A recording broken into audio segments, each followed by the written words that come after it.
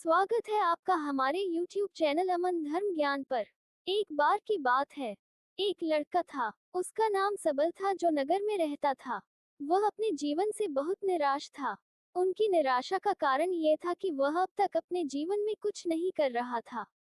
उसके माता पिता उसे ताने मारते थे कि आपके सभी मित्र कुछ न कुछ कर रहे हैं, लेकिन आप अभी भी घर बैठे हैं। दोस्तों के बीच भी अक्सर उनका मजाक उड़ाया जाता था। वह कहीं जाता तो लोग उससे पूछते कि आप क्या कर रहे हैं। उसे यह बताने में भी शर्मा रही थी। वह कुछ नहीं कर रहा था। धीरे धीरे उसने रिश्तेदारों से मिलना जुलना कम कर दिया और लोगों से मिलना भी बंद कर दिया। वह ज्यादातर समय घर पर ही रहता है। वह अकेला रोता है और भगवान को कोसता है और अपनी किस्मत को दोष देता है। अब उसे अपना जीवन बोझ लगने लगा था। कभी कभी वह सोचता कि कब वह कुछ करने के योग्य बनेगा और फिर वह सोचता कि जिंदा रहने से अच्छा मर जाना है। एक दिन वह अपने नगर की एक गली से गुजर रहा था। तभी उसने देखा कि एक उपदेशक दुख और परेशानियों पर उपदेश दे रहा है। वह भी उसी भीड़ में सबसे पीछे बैठ गया और गुरु के प्रवचन सुनने लगा। उपदेशक कह रहा था, दुख एक शिक्षक की तरह है जो हमें जीवन की सच्चाई दिखाता है और हमें जीने का सही तरीका सिखाता है। आप चाहें तो जिंदगी जीना भी सीख सकते हैं। गुरुजी उपदेश दे रहे थे कि तुम चाहो तो कुछ भी हासिल कर सकते हो और अगर चाहो तो एक कोने में बैठकर रो सकते हो। इन सभी बातों को सबल ध्यान से सुन रहा था, लेकिन शिक्षक की यह बातें पसंद नहीं आई। उसने खड़े होकर कहा कि कुछ भी सिखाने से दुख दूर नहीं होता। इसमें केवल दर्द होता है। दुख की पीड़ा अनंत है। ऐसा लगता है कि इसके बाद कुछ होने वाला नहीं है। इससे कुछ भी फर्क नहीं पड़ता है। इसके सामने तो मौत भी छोटी लगती है। उपदेशक ने कहा, फिर तुम्हारा दुख क्या है? सबल ने उसके सामने अपनी सारी व्यथा सुनाई और पूछा, मेरे दुख का कोई उपाय है तुम्हारे पास? ये सुनकर शिक्षक मुस्कुराए और बोले, तुम उस दिन मेरे पास आओ जब आपके जीवन में वास्तविक दर्द हो। मैं आपकी समस्या का समाधान अवश्य करूंगा। ये कहकर गुरु वहां से चला गया। सबल ने सोचा, कहीं मेरा दुख नकली तो नहीं है? क्या मैं जिस दर्द से गुजर रहा हूँ वह नकली है? मेरा दुख कोई नहीं समझ सकता। जब माँ बाप नहीं समझते तो गुरु क्या समझेगा? उनके दुखों से व्यथित होकर सबल ने एक फैसला लिया कि अब वह कुछ करेगा। सबल ने एक छोटा व्यवसाय शुरू किया, पर उसे सफलता नहीं मिल रही थी, लेकिन उसके घर वाले पूछते हैं कि क्या वह कुछ कोशिश कर रहा है। वह अपने व्यवसाय में लगा रहा और धीरे धीरे उन्हें सफलता मिलने लगी। फिर उसने गति पकड़ी और केवल 3 साल के अंदर ही वह एक बड़ा बिजनेसमैन बन गया। अब सबल के आसपास ऐसे कई लोग थे जो उसकी परवाह करता था, जो उससे प्यार करता था। अब उनके परिवार के सदस्य भी उसकी तारीफ करते नहीं नहीं थक रहे थे। दिन ब दिन उसके मित्रों की संख्या बढ़ती जा रही थी। अब वह अपनी जिंदगी से बहुत खुश था। उनके कुछ दोस्तों ने उन्हें सलाह दी कि जब आप एक बड़ा बिजनेसमैन बनकर बहुत खुश हैं तो सोचिए आपको कितनी खुशी होगी अगर आप इस शहर और इस राज्य के सबसे बड़े बिजनेसमैन बन जाते हैं। कितने लोग आपसे जुड़ना चाहेंगे, आपकी कितनी बड़ी ख्याति होगी और स्वयं राजा भी आपसे दोस्ती करना चाहेंगे और जरूरत पड़ने पर ही आपसे पैसे उधार लेंगे। दोस्तों की यह बात सबल के मन में घर कर गई।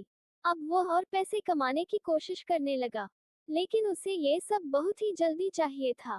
वह समय बर्बाद नहीं करना चाहता था। उनका अधिकांश समय इन चीजों को प्राप्त करने में गलाने लगा। इसलिए वह ऐसे काम करने लगा जो सही नहीं था। उसने बड़ा उधार लेना शुरू कर दिया। उसके दोस्तों से पैसे की मात्रा और अधिक मुनाफा कमाने के लालच में वह अपने माल में मिलावट करने लगा। उसने अन्य व्यापारियों के खिलाफ भी साजिश रची और उन्हें डराया धमकाया, जैसा उसके दोस्त कहते थे वैसा ही करता था। वह इन तरीकों से ज्यादा पैसा कमा रहा था, पर अब उसके जीवन में पहले जैसा चैन न था। उनके मन की शांति गायब हो गई थी और वह रात को सो नहीं पाता था। वह हंगामे में रहता था। वह सब कुछ पाकर भी उन्हें किसी चीज में सुख नहीं मिल रहा था। एक दिन सबल अपनी गाड़ी में कहीं जा रहा था। तभी रास्ते में उन्हें उपदेशक का आश्रम दिखाई दिया। वह रुका और गुरु के पास जाकर बोला, संत, आपने मुझे मेरे पास आने के लिए कहा था जब मेरे जीवन में सच्चा दुख आता है। अब मैं बहुत दुखी हूँ कि मेरी नींद हराम हो गई है। मुझे कहीं भी शांति नहीं मिल रही है। इस प्रकार सबल ने अपनी सारी समस्याएं गुरु को बता दी। गुरु ने कहा, जब तुम पहली बार मुझसे मिलने आए थे तब भी तुम किसी दुख में थे, आपने उस दर्द से क्या सीखा? सबल ने कहा कि सिर्फ सोचने और चिंता करने से कुछ नहीं होता। आपकी दृष्टि को सच करने के लिए ये कार्रवाई करता है। और सिर्फ काम करने से कुछ नहीं होता, परिणाम भी मिलना चाहिए। जब आपको लगता है कि आपका लक्ष्य हासिल नहीं होने वाला, तब राह में चाहे कितनी भी मुश्किलें आ जाएं, मन कितना भी निराश क्यों न हो, कितना भी लगता हो कि अब कुछ नहीं होने वाला है, तभी विश्वास करें, मैं जो भी कर रहा हूँ उसमें अवश्य सफल होऊंगा। लोग केवल सफल लोगों का सम्मान करते हैं। कोई कितना भी अच्छा क्यों न हो, वह हमेशा लोगों की नजरों में बोझ बने रहते हैं। ये सब सुनकर उपदेशक मुस्कुराया और बोला, जब आपके पास है तो यह वास्तविक दुख नहीं है। अपने जीवन में वास्तविक दुख आए तब मेरे पास आओ, मैं उसे ठीक कर दूंगा। सबल ने जाते समय साधु को सोने के सिक्कों से भरा घड़ा भेंट किया। घड़ी को देखकर गुरु ने कहा कि यह मेरे किसी काम का नहीं है, उस पेड़ के नीचे गड्ढा खोदकर गाड़ दो। सबल ने घड़े को पेड़ के नीचे दबा दिया, जैसा कि गुरु ने बताया, और वहां से चला गया। कुछ दिनों से कारोबार ठीक चल रहा था, लेकिन व्यापार के गलत तरीके के कारण धीरे धीरे उसे व्यापार में घाटा होने लगा। उसकी सारी दौलत धीरे धीरे खत्म होने लगी और एक दिन ऐसा भी आया जब उसके पास कुछ भी नहीं बचा और उस पर कर्ज का बोझ चढ़ गया था, परंतु वह निश्चिंत था, क्योंकि उसने अपना सारा कर्ज अपने दोस्तों से लिया था। उसने सोचा कि उसके दोस्त बुरे वक्त में उनके साथ खड़े रहेंगे, लेकिन ऐसा कुछ नहीं हुआ। जैसे ही बुरा वक्त आया, दोस्त पहले उससे कर्ज मांगने लगे। अगर उसने कर्ज नहीं लौटाया, उन्होंने उसे जान से मारने की धमकी भी दी। उनके सभी शुभचिंतक और प्रियजन उससे दूर हो गए। उसके दोस्त, जो उसके साथ मस्ती किया करते थे, अब उससे दूर भाग रहे थे। उसका परिवार उसकी गलतियां और कमियां गिनने लगा। उनकी सारी संपत्ति नीलाम कर दी गई और उसके पास कुछ भी न बचा। जब उसने अपने पिता से मदद मांगी, पिता ने कहा कि मेरे पास थोड़ी सी संपत्ति है, मैं तुम्हारी माँ को क्या कहूँगा अगर मैं तुम्हें दे दूँ? ये संपत्ति हमारा अंतिम उपाय है। सबल के मन में गहरा दुख छा गया। उसके आसपास कोई नहीं था जो उनके दुख को समझ सके, जो उसे संभाल सके। जनता के इस विश्वासघात के कारण वह अंदर से टूट चुका था। वह सोचने लगा कि अब जीने का क्या मतलब है, अब मौत ही मेरा सहारा है। वह आत्महत्या करने के लिए पहाड़ी पर जा रहा था, तब से उसे याद आया कि उस शिक्षक ने उससे कहा था, मेरे पास आओ जब तुम्हारे जीवन में वास्तविक दुख हो। सबल गुरु के पास गया और अपनी सारी व्यथा सुनाए। आंखों में आंसू लिए उसने कहा, हे गुरुजी, मेरे दुख का निवारण कीजिए। गुरु ने कहा, जब जीवन में असली दुख होता है तब मेरे पास आ जाना, मैं इसे जरूर ठीक करूंगा। सबल ने कहा कि ये क्या हो रहा है, मेरी जिंदगी में अभी दुख नहीं है तो आखिर असली दुख क्या है? गुरुजी ने सबसे कहा कि पहले आप मुझे बताओ, आपने अपने दुख से क्या सीखा? सबल ने कहा कि मैंने वह सीखा, जो लोग हमारे जीवन में आते हैं वह हमारी सफलता और प्रगति के कारण वो हमें धोखा जरूर देंगे, क्योंकि बुरे समय में वे हमारे साथ नहीं खड़े होंगे। वे अच्छे समय में ही हमारा फायदा उठाएंगे और बुरे समय में हमें छोड़ देंगे। उन लोगों पर ही भरोसा करें जो हमारे बुरे समय में हमारे साथ खड़े रहते हैं। लेकिन ऐसे लोग बहुत कम होते हैं, लेकिन जिनके पास है उन्हें उनकी सराहना करनी चाहिए, उनका अपमान नहीं करना चाहिए। मैंने कभी भी किसी के खिलाफ साजिश नहीं रखना चाहिए। अपना काम ईमानदारी और धैर्य से करें और कभी लालची मत बनो। अपने सारे दुख दर्द और अनुभव बयां करने के बाद सबल गुरुजी के सामने आंखों में आंसू लिए बैठ गया। कुछ देर बाद साधु उठे और पेड़ के नीचे एक गड्ढा खोदा और घड़ा निकाल लिया, जो सोने के सिक्कों से भरा हुआ था। उसने सबल को देकर कहा, मेरे पास आओ जब तुम्हारे जीवन में वास्तविक दुख हो। सबल ने अपने शिक्षक को धन्यवाद दिया और उसे प्रणाम करके चला गया। उस पैसे से उन्होंने एक छोटा सा व्यवसाय शुरू किया। अब वह छोटा व्यापारी बनकर भी खुश हैं। उन्होंने पूरी लगन और ईमानदारी से कारोबार किया। जल्द ही वह अपने शहर का एक बड़ा व्यापारी बन गया। उनका जीवन सुख सुविधाओं से भरा हुआ था। लेकिन कोई कितना भी अच्छा क्यों न हो, लेकिन जीवन में दुख आता है तो सबल के जीवन में भी दुख आते थे। अपने माता पिता की मृत्यु के रूप में वे दोनों एक ही दिन मर गए। सबल अपने माता पिता से बहुत प्यार करता था, इसलिए उनके निधन से उन्हें गहरा सदमा लगा। वह शवों को ले गया, दोनों को शमशान घाट ले गया, जहां अंतिम संस्कार किया गया। वहां उसने अपने माता पिता का शव जलता हुआ देखा, तो उनका मन बेचैन हो उठा। उसके मन में कई सवाल उठने लगे। वह घर वापस आ गया, इसलिए उसने अपने माता पिता के घर और संपत्ति को देखा, जिसके लिए उनके पिता हमेशा लड़ते रहे, आज जो छूटा पड़ा है। जिन्होंने इसकी देखभाल की, इसके लिए लड़ने वाले इस दुनिया से चले गए। उसके पिता ने जो कुछ कमाया वह सब यही रह गया। एक दिन पहले तक उसके पिता मारपीट करते थे किसी के साथ उसकी संपत्ति के लिए। आज वो खुद इस दुनिया से चले गए। उसका मन ऐसे अनेक विचारों के बवंडर में था। वह अंदर से अकेला और डरा हुआ महसूस कर रहा था। वह खाली महसूस कर रहा था। उसे लगा कि कुछ है, वह समझ नहीं सका। इसलिए वह गुरु के पास गया।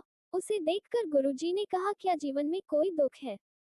सबल ने कहा, वैसे तो जीवन में कोई दुख नहीं है, सब कुछ अच्छा चल रहा है, लेकिन आज मेरे माता पिता का देहांत हो गया है। मैं इस घटना से बेहद दुखी और परेशान हूँ। गुरुजी ने कहा, इसमें दुखी होने की क्या बात है? एक दिन सबके अपनों को मरना है, कोई न कभी जिया है और न कभी रहेगा। एक दिन तुझे भी मरना है, शायद तुम कल ही मर जाओगे, या आप आज भी मर सकते हो। सबल ने कहा, क्या कह रहे हो गुरुजी? मैं भी मर जाऊंगा, लेकिन मैं अभी जवान हूँ। गुरु ने कहा कि सब जी रहे हैं इस भ्रम में कि मृत्यु केवल दूसरों को आती है, बड़ों के पास ही आती है। लेकिन जवान और बूढ़े मर जाते हैं, बच्चे मर जाते हैं। मौत का उम्र से कोई लेना देना नहीं है, ये सभी को प्रभावित करता है। मास्टर जी की ये बातें सबल के मन में घर कर गईं, और वह चुपचाप चला गया, लेकिन उसका मन अभी भी बेचैन था। वह खाली महसूस कर रहा था। वह सारा दिन अपने बारे में ही सोचता रहा कि वह कौन है, वह इस दुनिया में क्यों आया है, क्या जीवन का लक्ष्य केवल चीजों को खाना और मरना है? ऐसे कई सवाल उसके दिमाग में लगातार उठ रहे थे, लेकिन उन्हें अपने किसी भी सवाल का जवाब नहीं मिल रहा था, और उसका दुख दिन ब दिन बढ़ता ही जा रहा था। इसलिए कुछ दिन बाद वह फिर से गुरुजी के पास पहुंचा और बोला, हे स्वामी, मैं बहुत दुखी हूँ, क्योंकि मैं यह नहीं जान पा रहा हूँ कि मैं कौन हूँ और मैं इस दुनिया में क्यों आया। ये सुनकर गुरुजी मुस्कुराए और बोले, आज आपके जीवन में पहली बार सच्चा दुख उत्पन्न हो गया है। ये वास्तव में दुख कहलाने के लायक हैं। हम नहीं जानते कि हम कौन हैं, हम क्यों आए हैं, क्या करें, कैसे करना है। सबल ने अपने गुरु से कहा कि उसकी दुर्दशा दूर करो। गुरु ने कहा कि हम सभी इंसान हैं, जीवन भर संग्रह करते रहते हैं। सबल ने कहा कि सभी इंसान जीवन भर धन, सम्मान, परिवार, प्रतिष्ठा, मित्र, शत्रु आदि जमा करता है। गुरु ने पूछा, क्या हम एकत्रित की गई चीजों में से कुछ भी अपने साथ ले जा सकते हैं? सबल ने कहा, कोई भी इंसान अपने साथ कुछ भी नहीं ले जा सकता, वह सिर्फ अकेला ही जाता है। मेरे माता पिता भी अपने साथ कुछ भी नहीं लेकर गए, सब कुछ धन संपत्ति वैभव सब कुछ यहाँ पर छोड़कर गए।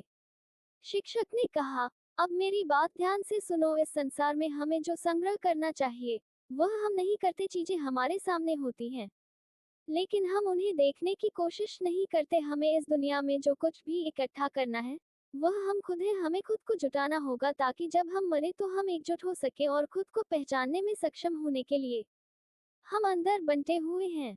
हम प्यार, नफरत, गुस्सा, ईर्ष्या में बंटे हुए हैं। क्रूरता, धन, स्थिति, प्रतिष्ठा, सम्मान, पहचान, धर्म, जाति, सैकड़ों हजारों ऐसी चीजों और इच्छाओं में हम विभाजित हैं और टुकड़ों में जीवन जी रहे हैं। इस विभाजन के कारण हमारी चेतना कभी एक नहीं हो सकती।